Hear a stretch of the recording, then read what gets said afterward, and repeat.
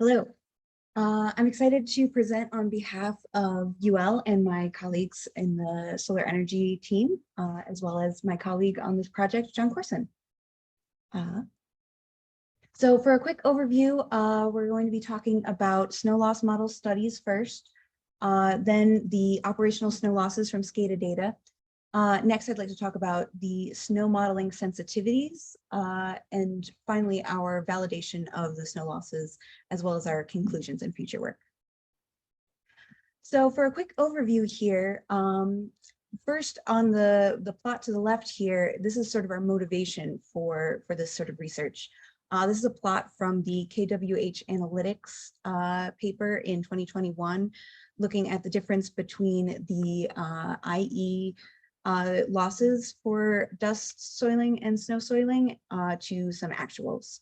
And as you can see, there's not a really great relationship there. So there's a lot of motivation to make some improvements. So just to kind of go over my major points here. First one is that snow losses are significant. Snow losses can have a significant impact on levels of energy generation. Additionally, snow losses can have high variance year to year. And that can be really important to capture. Next is that snow losses are crucial to determining both the loss amount and the variability of losses for a given location. For this study, we compared 55 operational losses to 2 snow loss models. 29 of these sites had a year or more concurrent data with the models.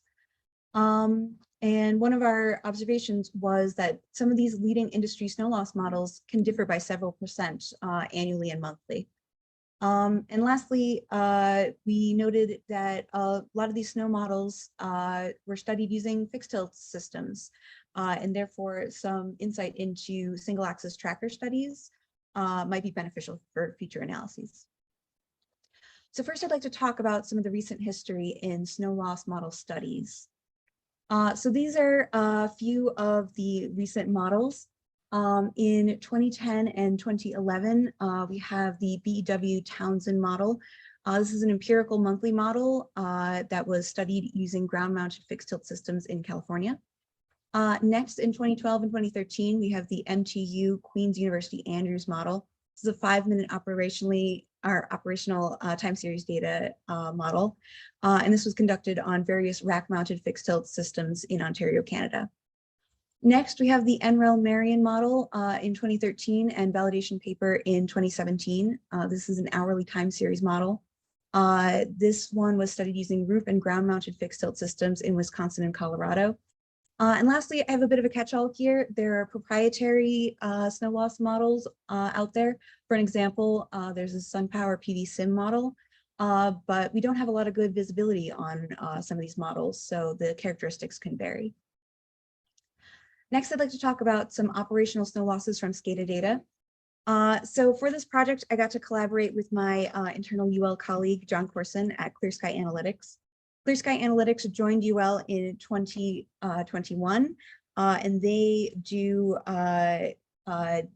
analysis on operational performance data into losses at a particular operational site. So some of these losses are here. We have resource availability, as-built capability or capacity and degradation. Other external factors such as forced curtailment, grid outages, and of course snow. And then losses that might be addressable at the operational level. So for snow in particular, they have an algorithm to help identify periods of snow loss. There's a bit of a flow chart on the left, so I apologize to anyone in the back. It might be a little hard to read. But the sort of overview is that from research and production data, these data are curated and repaired for missing and low quality data. The expected output for each period is calculated in PVLib, shout out PVLib, using a proprietary model of the plant.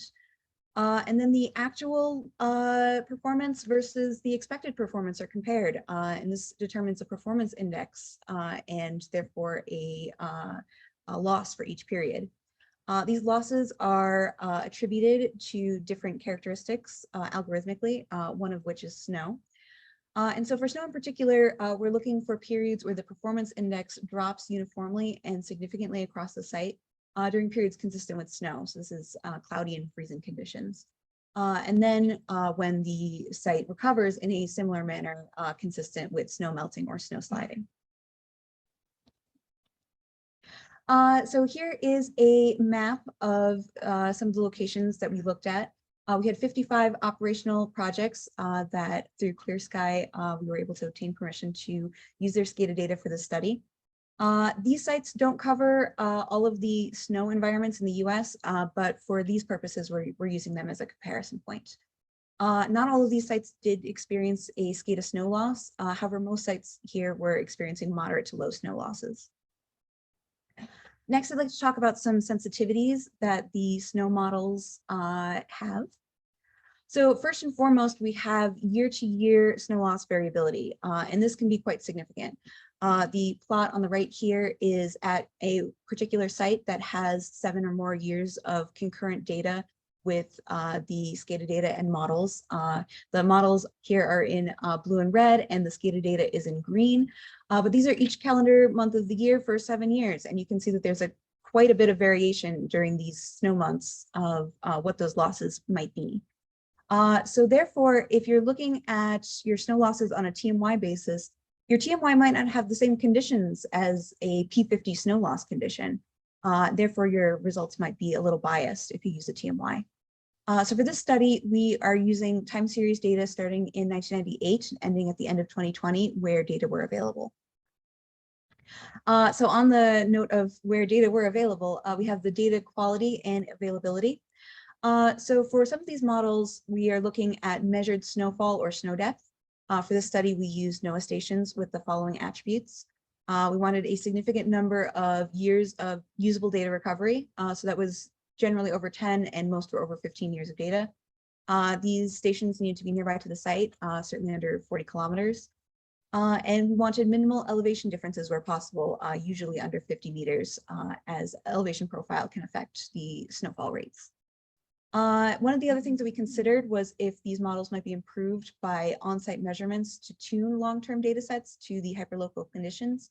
However, when we were looking into this, we didn't see a lot of sensitivity to those adjustments, so we didn't test this hypothesis further at this time. Next, we have the fixed tilt versus single axis trackers. Most of these models were studied and derived from fixed tilt systems. And therefore, some can need adaptation to a tracking scenario. So for models that have temporal resolution of hourly or finer, you can just substitute in the timestamp specific panel angle. If hourly, like middle of the hour, is usually good. For daily or greater temporal resolution modeling, you don't have that sort of visibility into the specific angle of the panel at a particular time. We determined that a flat tilt or 0 degrees is likely to overpredict a loss, as snow sliding won't be modeled in those scenarios. We used for this one the absolute maximum panel angle to simulate the snow shed angle. However, we realized there's an alternative of a maximum achieved angle for backtracking systems that might not get to that absolute maximum panel angle. Next, I'd like to talk about the validation that we did using these models and these SCADA data. So first off, we used 2 different snow loss models for comparison purposes here. We don't have a lot of comparison points over all of the environments of the US, so we're keeping the snow models anonymized. But what's notable here, this plot has each of the sites that we looked at, their annual variability year to year. So each of these points is in an individual year at an individual site on the vertical.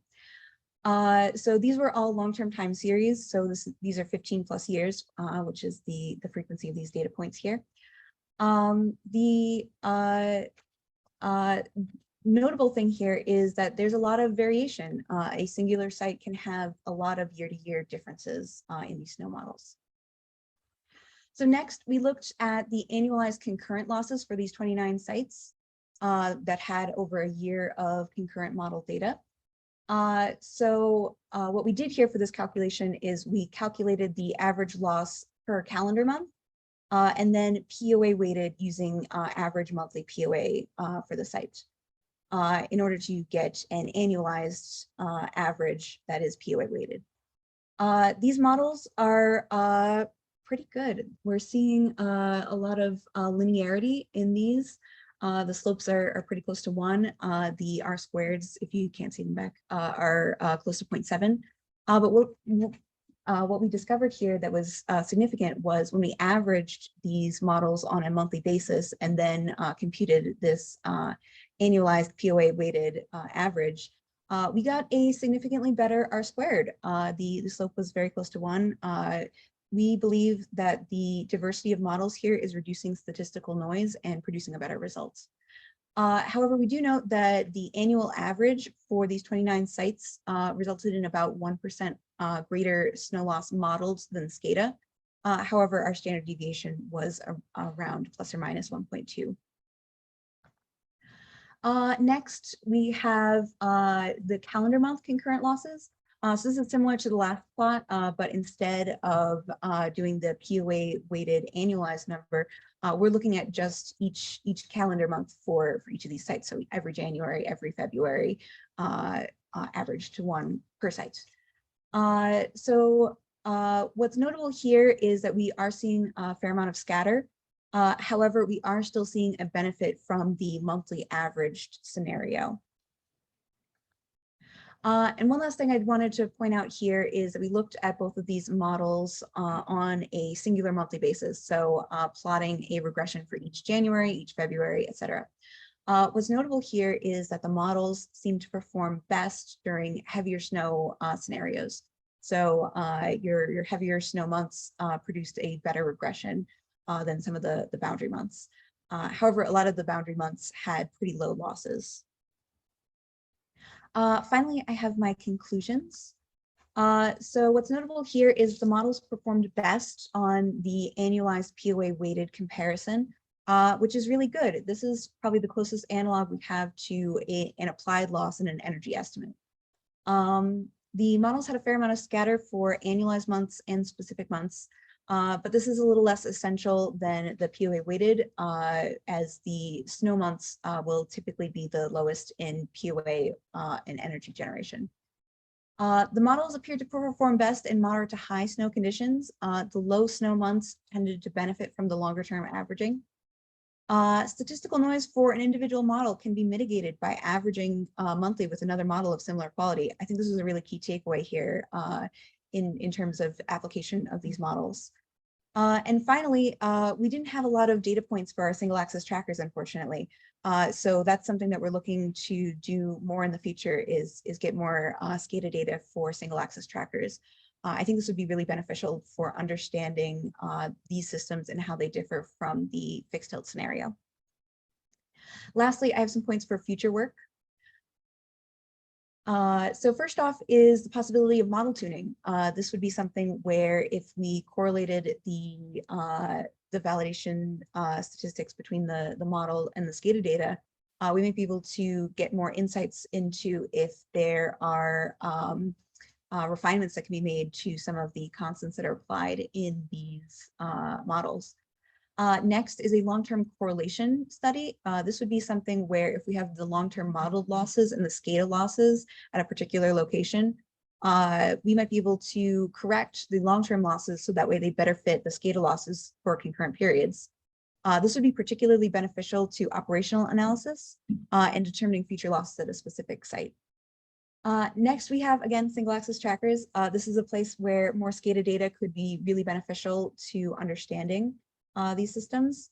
Backtracking and true tracking might have different conditions for snow shedding versus a fixed tilt study.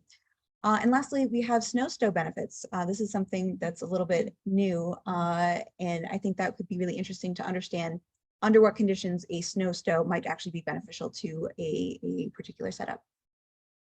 Finally, any questions? These are my email and my colleague John Corson's email. Happy to take any questions. Thank you.